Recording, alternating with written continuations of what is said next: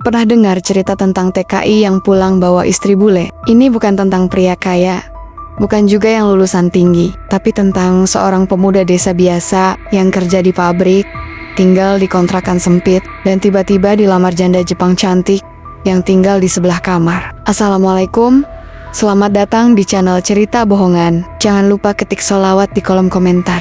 Semoga kita semua mendapatkan syafaat dari baginda Nabi Muhammad SAW. Amin. Jangan lupa juga dukung kami dengan cara like, komen, subscribe, dan share. Semoga sahabat semua selalu diberikan kesehatan, rezeki yang banyak dan barokah, serta diberi umur yang panjang. Terima kasih. Namanya Rahmat, usianya 26 tahun, asal dari kampung kecil di Jawa Tengah. Lulus SMA, dia kerja serabutan, kadang bantu panen padi, kadang jadi tukang angkut kayu, tapi penghasilannya nggak pernah cukup. Ibunya sudah tua, adiknya masih sekolah, dan hidup di desa makin susah. Satu-satunya harapan, merantau ke luar negeri. Rahmat daftar program TKI ke Jepang lewat jalur resmi, tes kesehatan, pelatihan bahasa, dan akhirnya setelah hampir setahun, dia dapat penempatan di sebuah pabrik makanan beku di daerah Osaka. Waktu itu, Rahmat nggak punya cita-cita tinggi. Yang penting, bisa kirim uang ke kampung, bisa lunasin utang ibunya, bisa beliin seragam baru buat adiknya. Nggak pernah kepikiran yang aneh-aneh, apalagi soal cinta. Tapi takdir memang suka main di luar rencana. Hari pertama, tiba di Jepang. Rahmat tinggal di kontrakan sempit bareng dua teman satu pelatihan. Kontrakan itu mirip rumah petak. Ada lorong panjang dan dapur bersama. Sebelah kanan, kamarnya dihuni seorang wanita Jepang yang tinggal sendirian. Parasnya cantik, kulitnya putih bersih, rambut hitam panjang, dan tatapannya tenang, tapi sendu. Rahmat nggak berani tebak siapa dia. Tapi tiap pagi, saat Rahmat keluar buat kerja, wanita itu selalu ada di depan kamar, nyiram bunga-bunga kecil yang tumbuh dalam pot. Dan setiap Rahmat lewat, dia pasti senyum, sambil bilang "Ohayo gozaimasu", selamat pagi. Awalnya, Rahmat cuma balas senyum, nunduk sedikit, lalu jalan cepat-cepat. Tapi entah kenapa, setiap pagi, suara wanita itu selalu kebayang di kepalanya. Dan Rahmat mulai bertanya-tanya, siapa sebenarnya dia? Namanya Aiko Tanaka, usianya 36 tahun, janda, tanpa anak. Suaminya meninggal 2 tahun lalu karena serangan jantung. Ia tinggal sendirian di kontrakan itu, hidup tenang dan gak terlalu suka keramaian. Dulu, Aiko kerja di restoran sushi milik suaminya. Tapi setelah ditinggal, dia memilih berhenti dan tinggal dekat area pabrik. Katanya, biar dekat sama orang-orang yang kerja keras. Karena itu bikin dia merasa gak sendiri. Rahmat tahu semua itu bukan dari ngobrol langsung, tapi dari tetangga yang lain, yang hobinya gosip. Tapi anehnya, Aiko justru gak suka bicara dengan orang-orang itu. Ia lebih sering duduk di depan pintu, baca buku, atau nyiram tanaman, dan cuma tersenyum kalau disapa. Sampai akhirnya, hari itu datang. Rahmat pulang kerja dalam keadaan capek, hujan deras, dan lupa bawa payung. Bajunya basah kuyup. Waktu dia masuk ke lorong kontrakan, Aiko berdiri di depan pintunya sambil bawa handuk dan bilang, "Sumimasen." Pakai ini ya. Rahmat terdiam. Ia nggak nyangka seumur hidupnya belum pernah diberi perhatian sehangat itu, apalagi dari wanita secantik Aiko. Dia cuma bisa jawab pelan, "Terima kasih, Bu." Tapi Aiko langsung tersenyum dan berkata, "Panggil saja Aiko." Sejak itu, hubungan mereka jadi makin dekat. Aiko mulai sering kasih makanan buat Rahmat. Kadang bekal makan siang, kadang kopi kalengan dingin setelah kerja. Rahmat bingung harus bersikap bagaimana. Dalam hati, dia senang, tapi dia juga sadar statusnya cuma TKI biasa. Gajinya pas-pasan, pakaiannya seadanya, dan tiap malam dia tidur di kasur tipis yang cuma digelar di lantai. Tapi Aiko nggak pernah peduli soal itu. Dia tetap ramah, tetap perhatian, bahkan mulai ngajarin Rahmat bahasa Jepang lewat tulisan tangan kecil yang ditempel di pintu. Ini nama bunga, ini nama buah, ini artinya senyum. Dan Rama tiap malam selalu baca satu persatu sambil senyum sendiri. Teman-teman Rahmat mulai ngejek.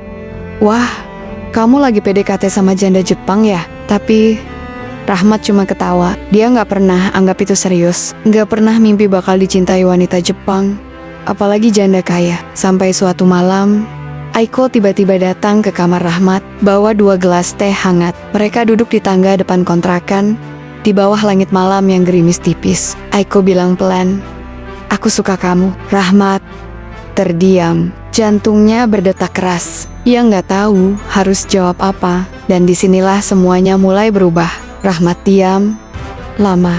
Tangannya gemetar saat pegang gelas teh hangat pemberian Aiko.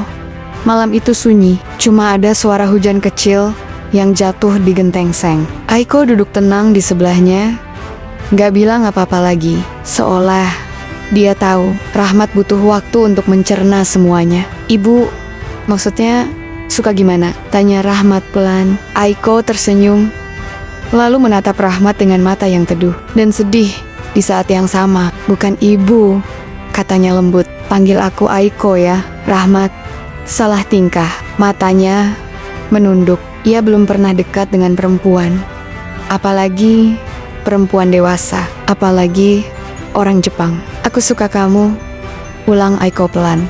"Karena kamu berbeda. Kamu hormat pada orang tua, kamu gak banyak bicara, tapi kamu selalu jujur." Rahmat menelan ludah. Tenggorokannya kering. Dalam hati dia merasa ada yang salah, tapi juga ada rasa hangat yang gak bisa dijelaskan. "Tapi aku cuma buruh pabrik, Aiko," jawab Rahmat akhirnya. "Aku kerja buat bantu keluarga di kampung. Aku bukan siapa-siapa." Aiko diam sebentar, lalu tersenyum lagi. "Aku juga bukan siapa-siapa, Rahmat. Aku cuma perempuan kesepian yang senang melihatmu pulang kerja dengan senyum, yang bahagia saat dengar suara pintumu dibuka, yang merasa tenang saat tahu kamu ada di sebelah." Malam itu, Rahmat dan Iko gak banyak bicara lagi. Mereka duduk berdampingan sampai teh mereka dingin dan langit jadi lebih gelap. Sebelum masuk ke kamarnya, Aiko berkata satu kalimat yang terus terngiang di telinga Rahmat sepanjang malam. "Kalau kamu mau, aku ingin kamu tetap tinggal di sini.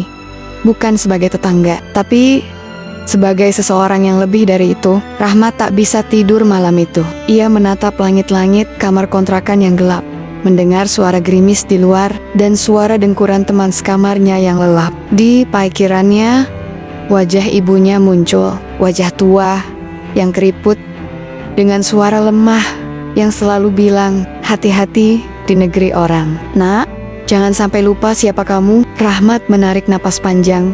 Hatinya campur aduk. Ini bukan soal cinta saja, ini soal masa depan, soal harga diri, soal siapa dia sebenarnya, dan siapa yang menunggunya di rumah. Tapi satu hal yang dia tahu pasti, hidupnya di Jepang gak akan pernah sama lagi setelah malam itu. Keesokan paginya, suasana di kontrakan tiba-tiba berubah. Rahmat baru keluar kamar, langsung disambut bisik-bisik dari 2 tetangga yang lagi nyuci baju di lorong. Mereka melirik sambil senyum aneh, lalu saling menyikut pelan. "Wah, Mas Rahmat sekarang udah punya pacar Jepang ya? Wih, cepet amat naik levelnya." Senyum sekilas, lalu lanjut jalan. Tapi hatinya risih, bukan karena omongan itu sepenuhnya salah, tapi karena cara mereka bicara seperti ngejek, kayak semua kebaikan Aiko semalam berubah jadi bahan gunjingan. Saat malam datang, gosip makin jadi. Teman sekamarnya sendiri mulai ikut-ikutan nyinyir. "Kamu itu beruntung, Mat. Gak semua TKI bisa dapet janda kaya. Mending terima aja. Hidup enak, dapat warisan restoran. Siapa tahu bisa jadi warga negara Jepang." Rahmat tertawa hambar. "Gak segitunya." "Terserah kamu sih," ujar temannya sambil nyengir. "Cuma jangan lupa sama keluarga di kampung. Jangan sampai kejebak cinta, terus lupa pulang." Kalimat itu kena banget di hati Rahmat, karena sebenarnya sejak malam itu Aiko mulai berubah. Ia jadi lebih perhatian, mulai masakin, makan malam, mulai tanya kabar keluarga Rahmat. Bahkan sempat ngajak ketemu temannya, seorang wanita Jepang juga yang bisa bahasa Indonesia sedikit. "Aku ingin lebih kenal kamu," kata Aiko sambil menyajikan sup miso hangat. "Kalau kamu mau, aku bisa bantu kamu tinggal lebih lama di sini. Kita bisa buka usaha kecil bersama." Rahmat bingung. Ia nggak mau menyakiti Aiko, tapi juga nggak mau buru-buru ambil keputusan yang bisa ganggu masa depannya. Ia datang ke Jepang bukan buat cari istri, tapi buat bantu ibunya, buat bayar utang keluarga, dan buat ngasih masa depan lebih baik untuk adiknya yang masih SMA. Tapi tiap malam dia sendirian di kamar, wajah Aiko muncul terus. Rahmat ingat betul senyumnya yang tenang, tangannya yang halus saat menyentuh gelas teh, dan sorot matanya yang tulus. Sayangnya, yang tulus nggak selalu mudah diterima dunia. Minggu berikutnya, seorang warga senior sesama TKI asal Indonesia datang ke kontrakan dan manggil Rahmat keluar. Ia duduk sambil merokok di depan pagar, wajahnya serius. "Kamu harus hati-hati, Mat," katanya. "Jepang itu beda. Kalau kamu terlalu dekat sama warga sini, apalagi perempuan, itu bisa jadi masalah.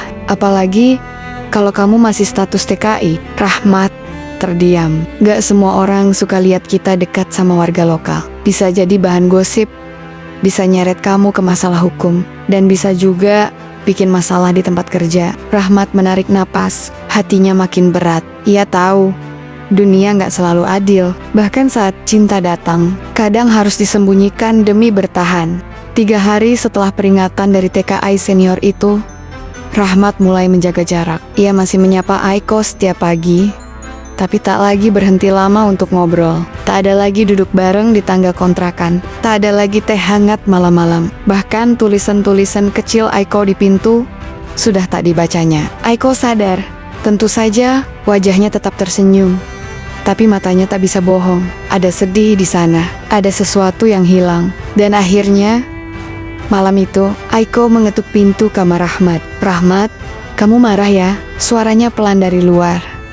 "Atau aku sudah salah bersikap?" Rahmat membuka pintu perlahan. Ia lihat Aiko berdiri dengan piyama sederhana dan wajah tanpa riasan. Cantik, tapi lelah. "Enggak, Aiko," jawab Rahmat pelan. "Aku cuma takut semuanya jadi salah." Aiko menatapnya lama. "Takut? Kenapa?" Rahmat menunduk. "Takut kecewain kamu, takut bikin kamu malu, takut semua ini cuma jadi omongan orang. Aku datang ke Jepang buat kerja, bukan buat jatuh cinta." Aiko tersenyum kecil. "Aku tahu, tapi apa salahnya kalau dalam kerja kerasmu ada sedikit cinta?" Rahmat tak bisa jawab. Ia tahu perasaannya mulai tumbuh, tapi juga tahu bahwa semua ini terlalu rumit. Ia bukan warga Jepang, ia cuma buruh kontrak 3 tahun. Kalau terlalu dalam, lalu tiba-tiba dipulangkan, semuanya akan hancur. Tapi Aiko bukan perempuan biasa. Dia bukan tipe yang menuntut, bukan juga tipe yang banyak bicara. Ia hanya berkata satu kalimat yang membuat Rahmat kembali gelisah sepanjang malam. "Kalau kamu butuh waktu, aku akan tunggu. Tapi satu hal yang kamu harus tahu, Rahmat, aku tidak main-main. Kalau kamu siap, aku ingin kamu jadi bagian dari hidupku." Keesokan harinya, Rahmat masuk kerja seperti biasa, tapi pikirannya tak karuan. Ia terus teringat Aiko, ingat caranya menatap, ingat kalimatnya, ingat semua kebaikannya sejak hari pertama. Ia tahu Aiko bukan cuma jatuh cinta, tapi sungguh ingin hidup bersama. Di sela-sela istirahat, Rahmat memutuskan telepon ke kampung. Suara ibunya muncul dari ujung sana, lirih tapi hangat. "Gimana kabarmu, Nak?" "Baik, Bu. Di sini dengan, tapi aku sehat. Kapan kirim uang lagi? Adikmu mau daftar kuliah. Kalau nggak cukup, nggak apa-apa. Ibu bisa pinjam dulu ke warung sebelah." Rahmat matanya mulai panas, dadanya sesak. "Ibu, kalau aku nikah sama orang Jepang, Ibu setuju nggak?" Di seberang sana, sunyi. Hanya suara angin dan ayam kampung yang berkokok. "Ibu nggak ngerti soal Jepang, Nak," jawabnya akhirnya. "Yang penting, kamu jangan lupa asalmu. Jangan lupa kami di sini. Dan jangan sampai kamu kehilangan dirimu sendiri." Cuma karena rasa suka, Rahmat mengangguk kecil. Hati kecilnya tahu, jalan yang harus ia pilih akan sulit. 3 hari setelah Rahmat telepon ibunya, Aiko datang membawa kejutan. Ia berdiri di depan pintu kamar Rahmat, mengenakan jaket tipis warna krem dengan rambut yang diikat sederhana. Di tangannya ada satu map kecil berisi dokumen. "Aku sudah bicara dengan pengacara. katanya sambil duduk di teras kontrakan. Kalau kamu setuju, aku bisa bantu urus visa keluarga, supaya kamu bisa tinggal di Jepang lebih lama. Rahmat membeku. Ia tahu maksud kalimat itu. Aiko tak lagi sekadar menyukai, tapi benar-benar siap menjadikan Rahmat bagian dari hidupnya secara sah. Aku serius, Rahmat, ucap Aiko pelan. Aku sudah hidup sendiri cukup lama. Aku ingin bangun pagi dengan seseorang di sampingku. Aku ingin makan malam tidak sendirian lagi. Dan aku ingin itu kamu. Rahmat menatap Iko. Wajah itu begitu jujur. Tak ada paksaan, tak ada permainan, hanya cinta dan harapan. Tapi Rahmat belum siap, bukan karena ia tak cinta, tapi karena semua ini terasa terlalu besar. Ia cuma pemuda desa, tak punya ijazah tinggi, bahasa Jepangnya masih terbata, dan di luar sana, gunjingan makin keras terdengar. Di tempat kerja, beberapa rekan mulai menjauh. Mereka berbisik-bisik saat Rahmat lewat. Salah satu dari mereka bahkan menyindir keras saat istirahat makan siang. Wah, buruh lokal sekarang udah mau jadi menantu orang Jepang ya. Pasti abis ini gak mau kerja bareng kita lagi. Rahmat menelan amarah, tapi dia diam. Ia tahu, hidup di negeri orang harus kuat, harus tahan mulut orang, tahan tuduhan, tahan rasa iri. Malam harinya, ia duduk sendirian di tangga kontrakan, ditemani roti sobek dan susu kaleng. Aiko tidak keluar, mungkin memberi waktu, mungkin juga sedang kecewa. Rahmat memejamkan mata. Dalam gelap, ia kembali melihat kampung halamannya. Sawah hijau, suara adiknya tertawa. Ibunya yang sedang duduk di bali bambu sambil ngupas jagung. Semua itu alasan kenapa ia datang ke Jepang. Bukan untuk cinta, tapi untuk tanggung jawab. Namun kini, takdir menawarkan dua jalan. Satu adalah jalan pulang, kembali pada keluarga, pada kesederhanaan. Jalan lainnya adalah Aiko, cinta yang tulus tapi menuntut keberanian meninggalkan zona nyaman. Rahmat bangkit. Malam itu, ia mengetuk pintu Aiko. Wanita itu membuka perlahan. Dan sebelum sempat bicara, Rahmat sudah berkata pelan, "Kalau aku mau nikah, aku cuma minta satu hal." Aiko menatapnya. "Tenang." "Apa itu?" "Jangan putuskan aku dari ibuku. Aku tetap harus jadi Rahmat yang dulu. Anak desa yang kerja keras, yang kirim uang ke kampung, dan yang tetap punya rumah meski jauh dari sini." Aiko tersenyum. Air matanya menetes. "Aku tahu kamu seperti itu. Dan itulah kenapa aku mencintaimu." Setelah malam itu, hubungan Rahmat dan Aiko makin kuat. Mereka mulai bicara soal masa depan dengan serius. Rahmat bilang ingin pulang ke Indonesia dulu untuk bicara langsung dengan ibunya soal pernikahan. Tapi Aiko punya ide lain. "Aku gak mau kamu pulang sendiri," katanya lembut. "Aku ingin ikut. Dan sebelum ke Indonesia, aku ingin kamu temui keluargaku." Rahmat sempat gugup, tapi ia mengangguk. Ia tahu ini bukan hubungan main-main. Aiko lalu mengatur pertemuan dengan keluarganya di Tokyo. Mereka duduk bersama di meja makan besar dengan lampu gantung, kristal di atasnya. Kakak Aiko, yang awalnya terlihat kaku, akhirnya berbicara. "Kalau kamu sudah yakin, kami tidak akan melarang. Yang penting, kamu bahagia." Ibu Aiko tak banyak bicara. Tapi sebelum mereka pulang, beliau mendekati Rahmat dan berkata pelan, "Tolong jaga dia. Dia sudah terlalu lama sendiri." Rahmat menunduk dalam. "Saya akan jaga dia seumur hidup, Bu." Beberapa minggu kemudian, mereka bertolak ke Indonesia. Rahmat membawa Aiko dan juga keluarganya. Ini pertama kalinya mereka menjejak tanah kampung. Gang sempit, suara ayam berkokok, dan semilir angin sawah. Tapi rumah Rahmat kini tak lagi reot seperti dulu. Bangunan kayu yang dulu lapuk kini sudah diganti dengan tembok semen sederhana, cat putih bersih, dan lantai keramik baru. Hasil kerja keras Rahmat selama 3 tahun di Jepang, ditambah sedikit bantuan dari Aiko yang ingin ibunya Rahmat hidup lebih nyaman. Ibu Rahmat berdiri di depan pintu, mengenakan kebaya sederhana. Saat Aiko dan keluarganya datang, beliau langsung memeluk anaknya sambil menangis. "Alhamdulillah, kamu pulang, Nak." Aiko menunduk sopan dan mencium tangan ibu Rahmat.